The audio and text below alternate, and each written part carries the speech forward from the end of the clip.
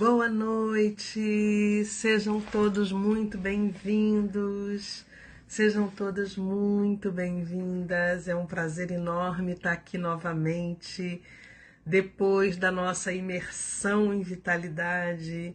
E sim, para aqueles que não me conhecem, eu sou a doutora Tânia Fonseca, eu sou médica e eu trabalho há mais de 30 anos no campo da medicina integrativa.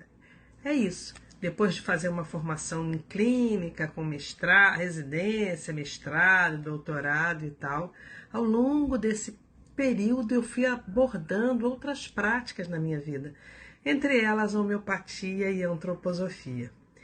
E na medicina integrativa, como eu falei para vocês, a gente trabalha com uma sinergia das práticas. Eu trabalho com a melhor evidência científica disponível para abordar um caso, mas a gente prioriza técnicas não invasivas. E a gente acredita que o trabalho é em rede. Então é super comum nós fazermos parcerias não apenas com outras especialidades médicas, mas com outras profissões. Nutricionistas, fisioterapeutas, fono, TO, massagistas, aconselhadores biográficos, coaches, etc. Por quê? Porque o objetivo é deixar com que você se sinta um ser integrado, saudável, próspero, abundante, capaz de realizar o que quer que você queira na vida. Então é nessa vibe que a gente atua. Mas hoje, uma das mensagens que eu recebi aí ao longo da semana foram alguns de vocês querendo que eu falasse novamente de sono. E por uma observação muito... que eu fiz assim, corriqueira, mas que é verdade. O sono hoje é o fator isolado que mais protege o cérebro do distúrbio da cognição. Sabe aquela coisa quando o tico e o teco deixam de funcionar bem? Pois é, dormir bem protege seu cérebro disso. Mais do que isso, dormir bem protege seu cérebro de ter falhas de memória. Então, a privação do sono crônica, ela causa, por exemplo, irritabilidade, mau humor, você fica cansado no dia seguinte, mas tem outras coisas. Diminui a sua defesa, diminui a força do seu sistema imunológico, aumenta a sua pressão, você fica com uma tendência maior, sim, a engordar. É verdade. Sabe? A ter sobrepeso. Então, olhar para o sono faz uma diferença enorme no seu bem-estar. Então, todas as estratégias de bem-estar e de estilo de vida incluem higiene do sono em função disso. Vocês já perceberam? Desculpe. Vocês já perceberam? Em bebê ou em criança pequena a gente vê muito isso. Quando a criança está com sono e não quer dormir, começa a brigar, começa aquela irritação, aquele mau humor. Vocês imaginem sem dormir. É isso que acontece. É aquilo exacerbado. Irritabilidade, mau humor, você dá coice na sombra, não sabe nem porquê, acorda cansado, especialmente se tem uma noite mal dormida. Não é à toa que a gente fala, ih, dormiu mal hoje, hein? Não dá nem bom dia pro porteiro, sabe essa coisa? E a gente encarna aqui no Brasil que a pessoa dormiu mal, porque ela já levanta enfesada. É isso. Então a gente resolveu trazer o sono para a pauta em função disso. E a gente vai falar de uma coisa, de um termo que foi cunhado lá na década de 70, sabe? A tal da higiene do sono. Mas o que é uma higiene do sono? É um conjunto de hábitos, de práticas que você adota para ter um sono mais agradável, um sono reparador, um sono fisiológico. Então, para você fazer isso, tem uma série de dicas. Aí lembrem-se de algumas coisas, olha só. Essas dicas não resolvem muito para quem tem insônia crônica. Precisaria ter uma abordagem um pouco mais assertiva, um pouco mais direta. Mas, e o que é insônia crônica? É esse mal dormir, ou essa dificuldade de dormir 3 vezes por semana, 3 meses. Não é incomum da gente ter um dia mais estressante ou ter trabalhado até mais tarde e você de fato dormir mal, porque está preocupado. Isso não é insônia, gente. Isso é uma alteração de sono pontual. Quando isso se repete mais de 3 vezes por semana, 3 meses, a gente caracteriza a insônia. Tá feito? Então aqui, como é sempre uma conversa muito aberta para a população geral e de pessoas que têm insônias ou não, ou que têm alterações de dormir, e principalmente para pais e mães que estão passando por desafios para fazer adormecer seus filhos e seus adolescentes, a gente vai falar desses cuidados gerais. Tá feito? Tá combinado assim?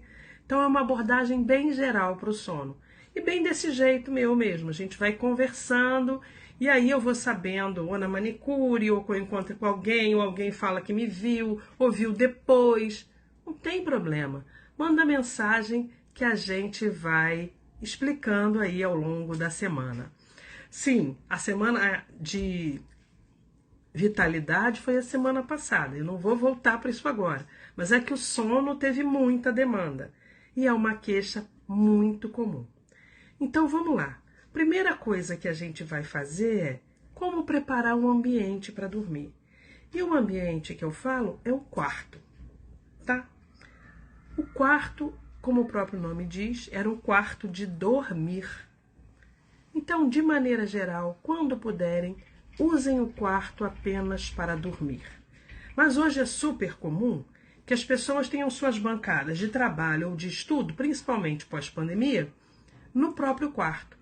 Então, olha só, estudem ou trabalhem nas bancadas, nas mesas.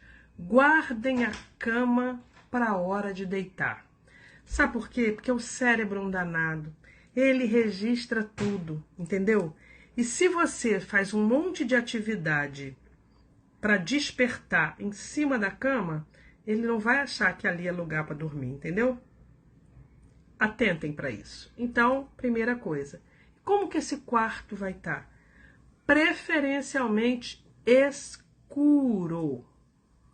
Por que escuro? Porque a melatonina, que é o hormônio do sono, só libera de noite. Ela precisa da escuridão.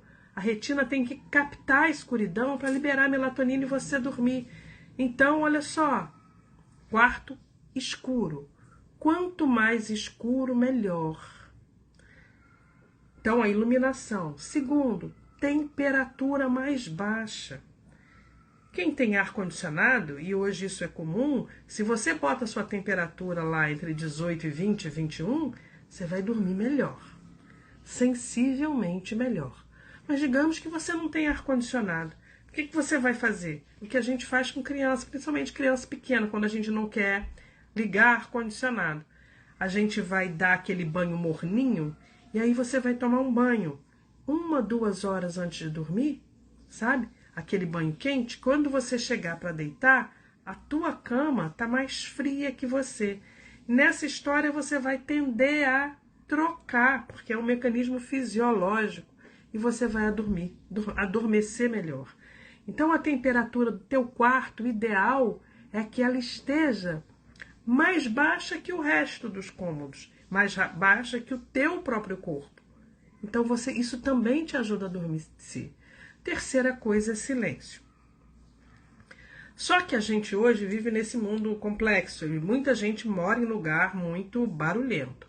Então usar aqueles tampões de ouvido, fones e uma música dessas de relaxamento ou meditação guiada para dormir, isso ajuda muito a você preparar-se para dormir. E nesse preparo para o sono, então o quarto tá lá, pronto, né? Tem um preparo que a gente faz. Você tem que começar a desligar seu cérebro para ele saber que tá na hora de dormir. Antigamente não era assim. Antigamente a gente acordava com a luminosidade e adormecia quando o sol se punha. Então esse é o ciclo fisiológico do seu corpo. A luminosidade te ajuda a despertar e a escuridão te ajuda a adormecer. Esse seria o ritmo natural. Hoje em dia, em função de compromissos, horários, etc., os ritmos variaram muito, tanto no acordar quanto no adormecer. E existem muitos lugares que nem a luz não apaga nunca, entendeu? Então esse estímulo da escuridão não viria. Você precisa treinar o seu cérebro, treinar o danadinho para o horário que ele vai dormir. Então, assim, ter horários regulares de dormir e acordar fazem com que o seu cérebro adote aquela rotina. Ele vai saber que aquele é o seu horário. Preferencialmente, tá? Antes das 11 da noite. Se for criança, antes das 10. Lembra que eu já falei disso aqui. GH, hormônio do crescimento, o pico é à noite. Se você não dormir, não tem escuro, não dorme, não tem GH, não cresce. Lembra? Então vamos lá, vamos voltar. Crie horários. Não importa se você vai dormir de meia-noite às 7, de 11 às 6, de 10 às 8. Crie uma rotina. Seu cérebro precisa saber que ele precisa se preparar. Então o banho ajuda.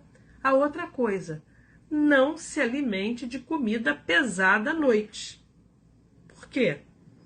Porque na hora que você teria que estar relaxando para dormir, você vai levar todo o sangue para o teu tubo digestivo trabalhar para digerir aquela comida toda que está ali.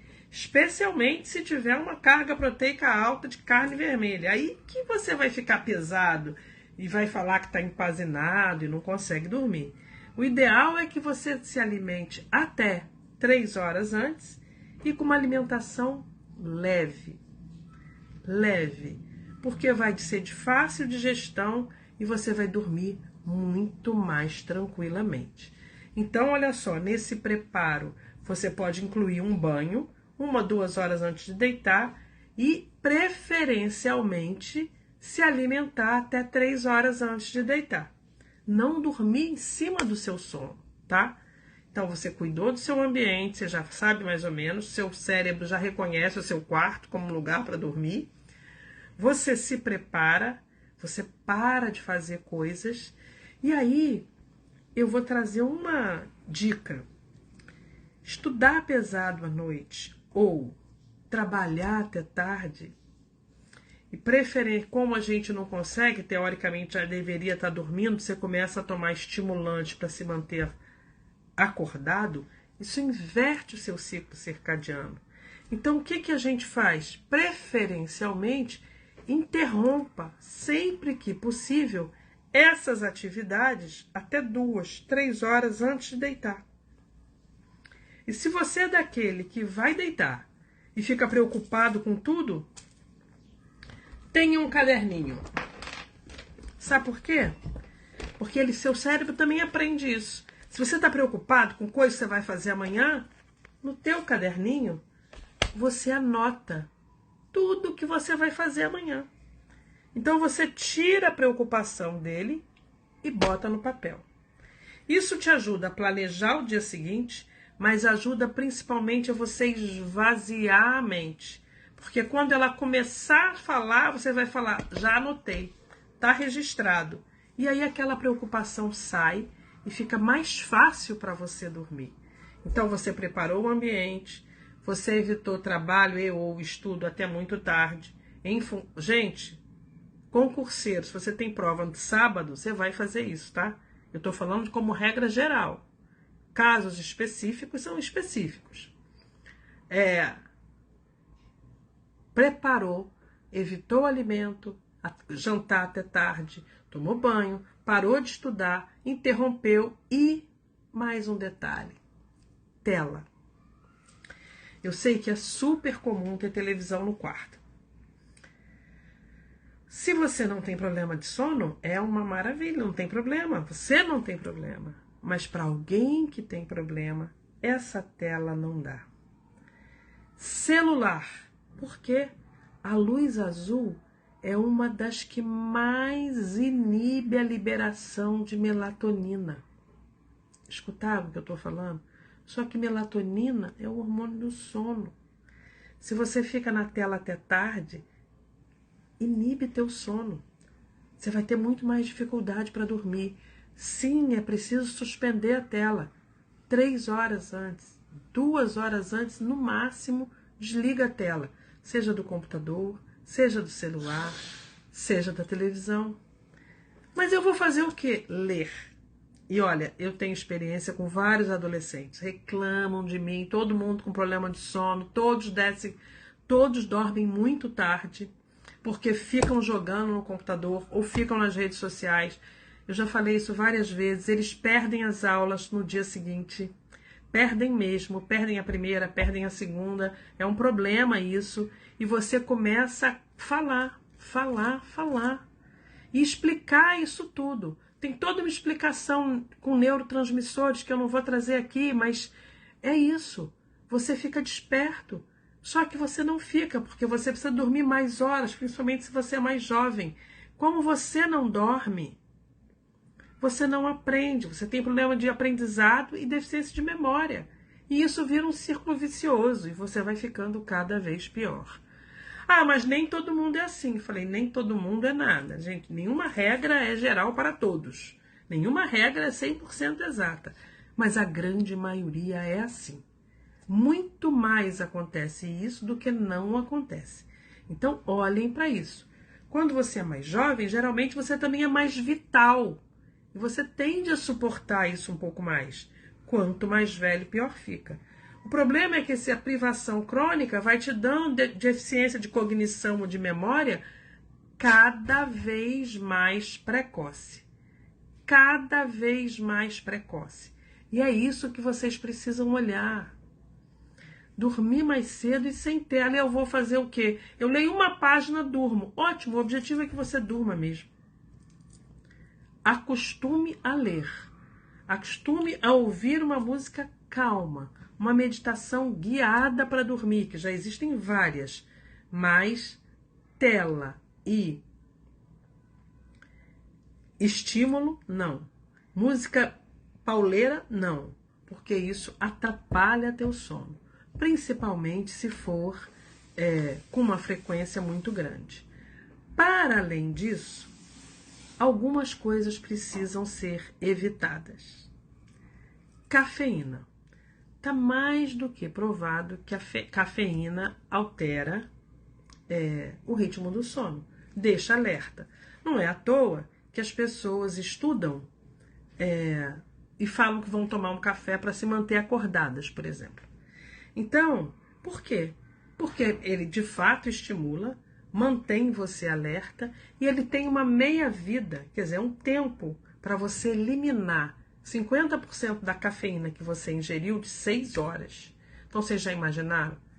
O ideal é que você tome a última xícara de café até 6 horas antes de dormir. Como regra geral, a gente fala para tomar café no máximo até as 3 da tarde. Depois disso, não mais. Segunda coisa, ainda que esteja em desuso, vamos colocar aqui lá no meu canal do YouTube, vocês vão ver um capítulo enorme sobre isso, o uso de cigarro eletrônico, mas vamos falar da nicotina. Cigarro eletrônico a gente traz para outro dia. Nicotina mantém você alerta, desperto. Aquele último cigarrinho antes de dormir é uma ilusão, gente. É uma ilusão. Ele vai manter você desperto por pelo menos mais 2 horas. Então, o último cigarrinho tem que ser até 2 horas antes de você dormir. Depois disso, ele vai alterar o seu sono e vai gerar ansiedade. Percebe? Não é bacana. Então, olha só. Cafeína. Só falando de coisas comuns, tá? Cafeína, nicotina e, incluindo aqui o cigarro eletrônico, e álcool. Álcool é danado para o sono. Olha só que coisa. Já se sabe, né? Ou esses estudos aí ainda um pouco controversos, mas até 50 ml de vinho tinto por dia tá ok, tá? Então, acima de qualquer coisa dessa, vai perturbar seu sono. E por quê? O álcool tem um efeito depressor inicial, né, no sistema nervoso. Sabe aquela onda de relaxamento, dá aquela coisa assim? Só que o que acontece? Tem uma reação do organismo imediata para contrabalançar esse efeito que vai fazendo assim, que é liberar adrenalina, que é o hormônio que te deixa preparado, alerta, para lutar ou para fugir, lembra disso? Então, todo mundo já deve conhecer o tal do sono do álcool, que é aquele sono inicial pesado e depois começa uma agitação, uma noite mal dormida, acorda no dia seguinte com uma irritação, um mau humor, uma indisposição. Pode ser exagerado pelo fígado, tudo bem, pode também ter coisa lá, mas tem uma coisa do efeito desse álcool no dia seguinte, que é de mau humor, irritação, e isso ninguém tolera. Percebem? Álcool não é bom, não facilita. Sabe aquela coisa, vou beber para relaxar? 50 ml de vinho tinto e não mais do que isso. Porque se for a cerveja que você está bebendo para relaxar, você vai acordar de noite para ir no banheiro e aí ninguém dorme, porque vai 1, 2, 3, 5, 10 vezes. E aí? Não dorme do mesmo jeito. Então, olha só, cafeína, nicotina, álcool e medicamentos. Ah, esqueci deles, né? Energéticos. Claro, nenhum energético ajuda a dormir. Não é à toa que toma energético para ficar na festa a noite inteira. Muitos deles têm uma quantidade de cafeína altíssima, quando não tem outras substâncias associadas. Então, veja, e medicamentos. Alguns medicamentos têm substâncias, entre elas a cafeína, medicamento para enxaqueca, por exemplo, com muita frequência tem cafeína. Alguns analgésicos não vão ajudá-lo a dormir. Então, sim, alguns medicamentos alteram o sono. E isso você vê na própria bula do medicamento. Então, se você é uma pessoa que tem insônia, olhe para isso. Porque isso pode estar agravando muito a sua disponibilidade para dormir ou não. Outra coisa que eu acho que vale a pena falar. Uma vez que você deitou, tá com aquela cabeça preocupada, colocou tudo no caderninho, ainda assim você tá fritando na cama, levante-se. Cama não é lugar para fritar. Para ficar fritando, que é batendo, levanta, pega um livrinho e vá ler. Não é para fumar um cigarrinho, não é para fazer nada disso. Levanta e vai ler. Mais de 20 minutos ali, sem adormecer novamente, levante-se e vá ler. Outra coisa, não olhe no relógio. Se você é daquela, passou meia, passou 1 hora, passou 2, cara, esquece. Quanto mais ansioso, mais adrenalina, menos dorme.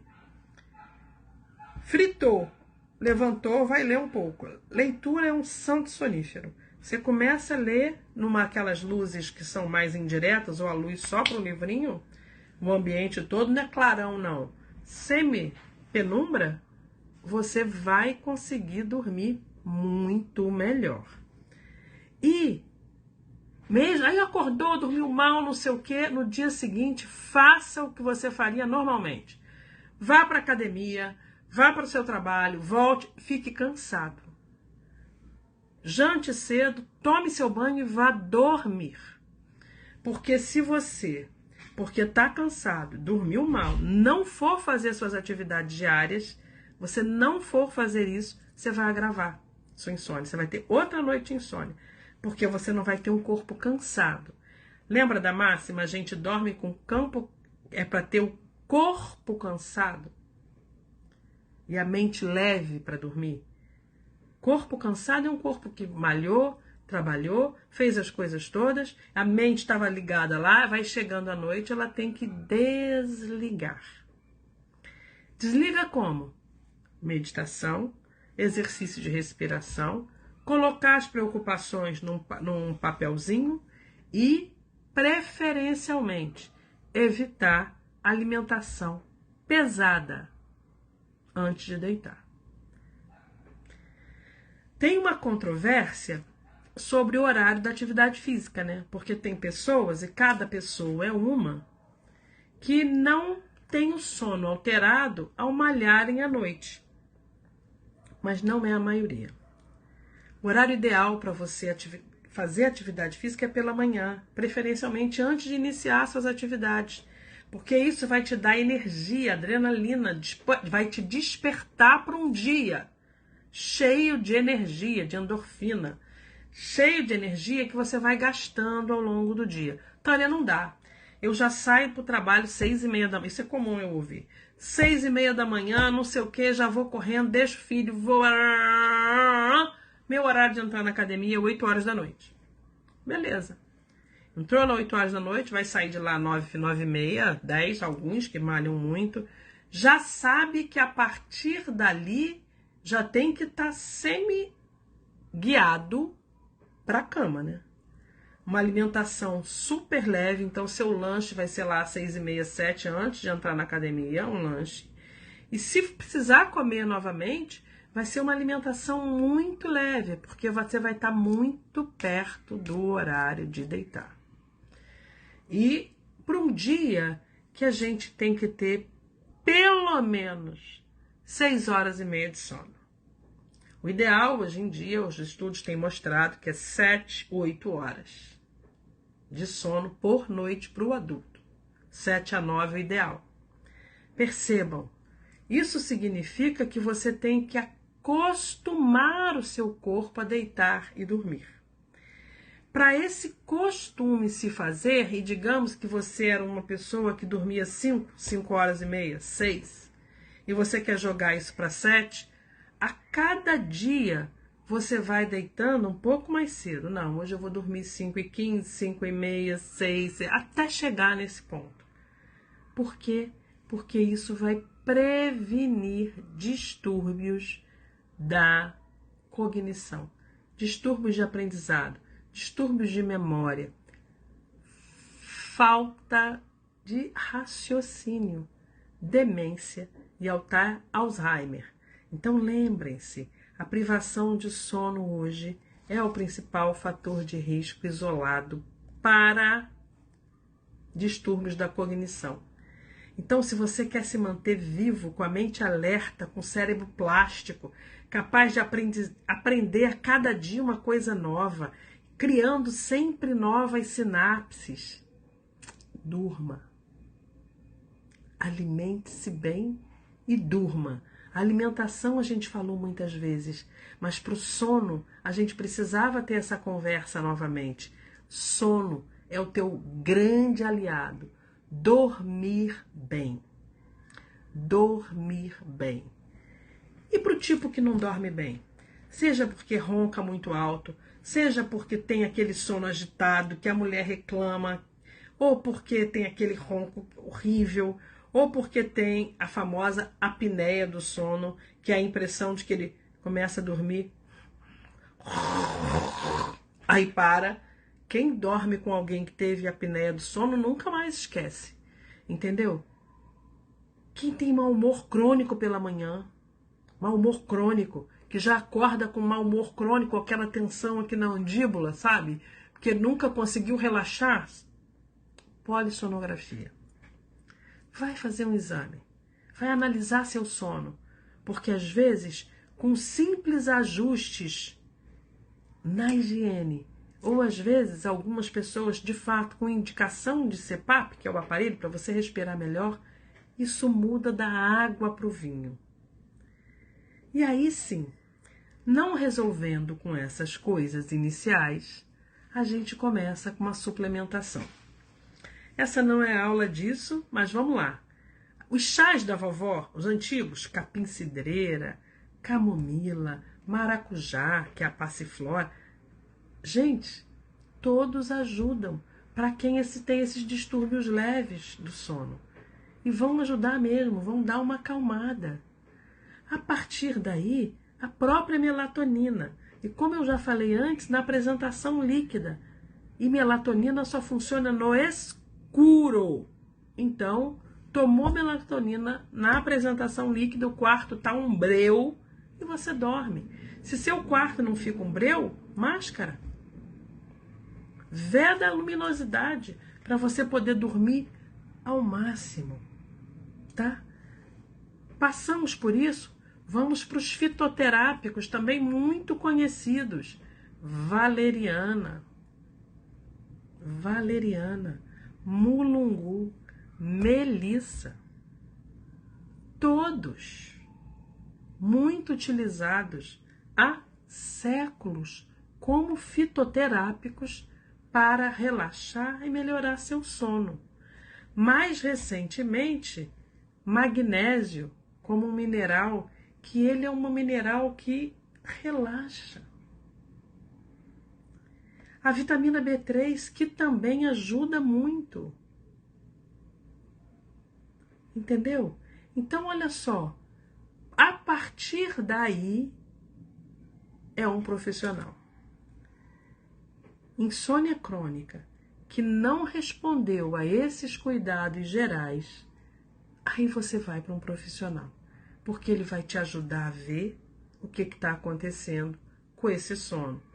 A história, exame na mão, ele vai tomar a melhor conduta.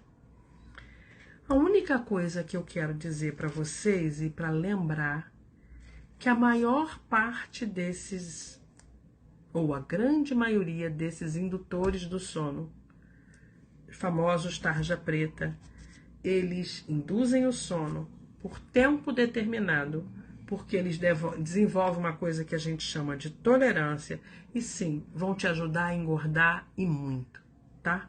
Então, primeiro, medidas gerais, como um todo para o sono.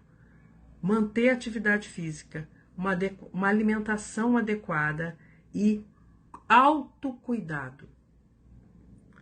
Autocuidado. Todo cuidado que você tem com o teu sono hoje vai ter efeito lá na frente. Mais do que isso, se você é jovem, vai ter um efeito imediato na tua aprendizagem e no teu rendimento escolar. Mas o que mais pega é o tico e teco não funcionarem bem e você desenvolver alteração de cognição muito precoce ou até demência. Então aqui o cuidado é essencial. Até breve.